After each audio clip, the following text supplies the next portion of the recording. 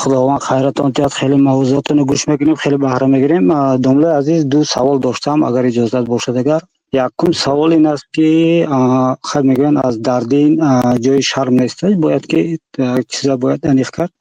در 25 سال گذشته از این حادثه ها، 25 سال پیش خیلی آدمی نوخانه‌دار خیلی است در ماه رمضان میشد که مثال یک روزه یک روز رمضان مثال آدمی نوخانه‌دار روزش میشکنه. بعد از این خیلی معلوم است که کفارت روزه بر وی قرض میشد و یک روز روزه میدارد و در روی که 60 روز دیگر روزه داشته نمیتواند با 60 مسکین باید تمام کرد. از روی فهمشم درست است؟ بله، اگر روزه را با جیما شکسته باشد، با خوردن و نوشیدن با جیما شکسته باشد، در این حالت کفارتش آزاد کردن غلام در صورتی نیافتن غلام، خیلی که در زمان ما نیست یا کم یافت است یا به حکمی نبوده هست، در این صورت 2 ماه 60 روز گفته نمیشه، 2 ماه پای در هم روزه میدارد و 60 روز گویید اگر درست نمیگرد. شریعت شهرین متتابعین 2 ماهی پره، یعنی 2 ماه ممکن 29 روزی شود، 58 روز میشه.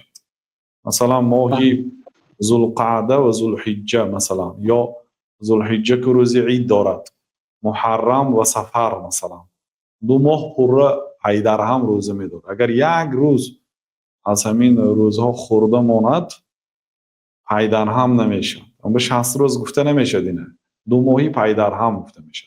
شاید آتش 29 روز، شاید آتش 30 روز، 59 روز میشد، یعنی روزه داشتن. اگر این امکان نداشته باشد بعد به 60 مسکین تعام میده. بله، از روی همین 60 مسکین تعام دادن همون سال همون زمان ها فرضاً من در قسم حربی کار میکردم و بعضی سربازان مسئله خوراک خیلی وزمین بود، واقعا از گشنگی اذیت میکشیدن.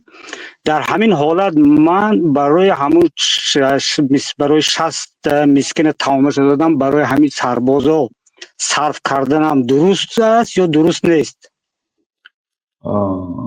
پولی 60 مسکین به سرباز دادنی هست فدیه را؟